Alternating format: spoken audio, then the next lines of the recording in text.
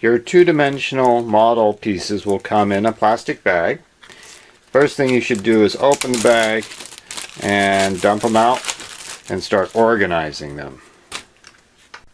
You'll see that they're color-coded and that each element has a specific number of these little dots around it.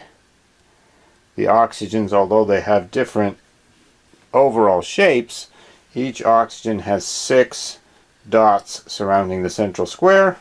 Nitrogen has 5, carbons have 4, hydrogen's 1. As you'll see today, these dots are the way carbon makes bonds with other atoms. The dots represent electrons available for bonding. Those are sometimes called valence electrons. The number of dots is determined by the periodic table. Here's carbon.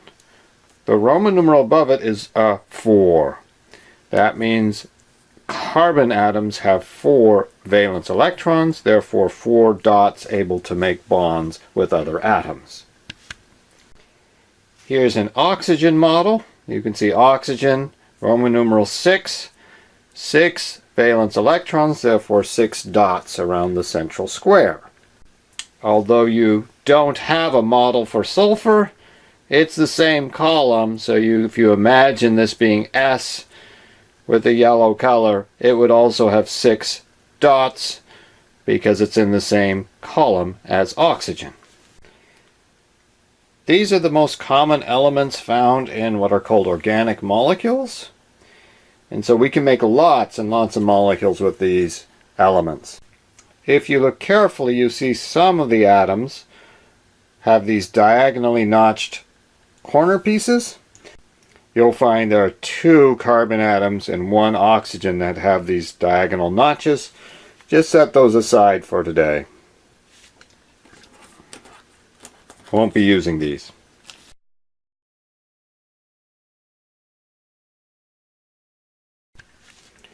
Molecules are made by putting these atoms together. The rules are you need to match them up. So if I'm hoping you see these fit together perfectly. This is a molecule. It's a hydrogen atom bonded to another hydrogen atom by sharing a pair of electrons. That's called a covalent bond. It makes a molecule. So H2 is a very simple molecule. The rule for making molecules is that you need to fill all the available bonding spots. So a carbon has 4 available bonding spots. So this is a bond, but it's not a molecule yet. I need to fill all the bonding spots before I can call it a molecule. So that's 3 bonds, but not yet finished. I would need a 4th bond over here. And now I have a molecule.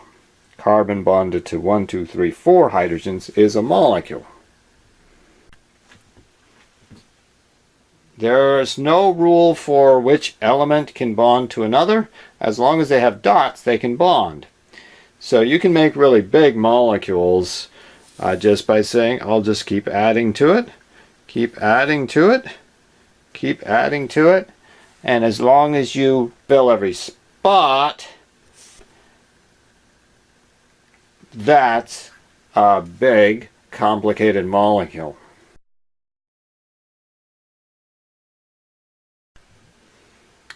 To represent this model structure on paper, we use what's called Lewis dot structures.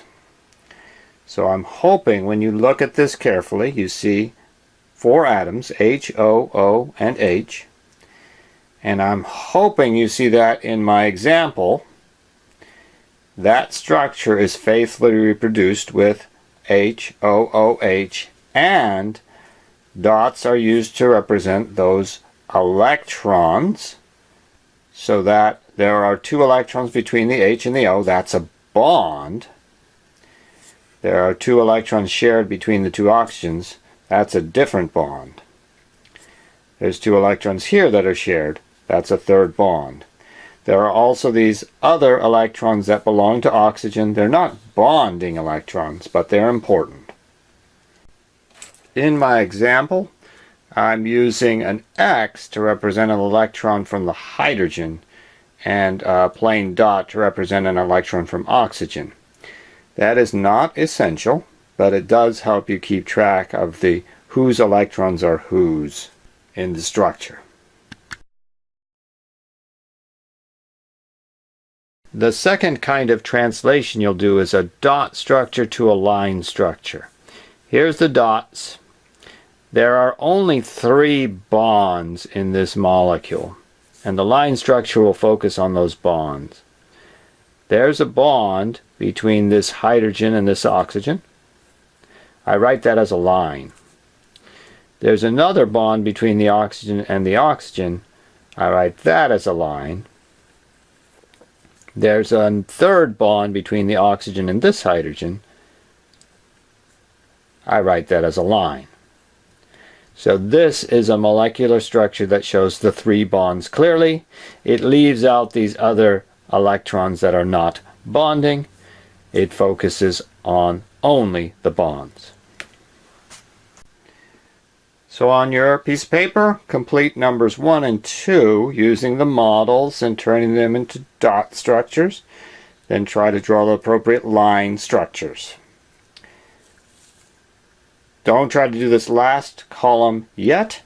Wait for video number 27 before you try that.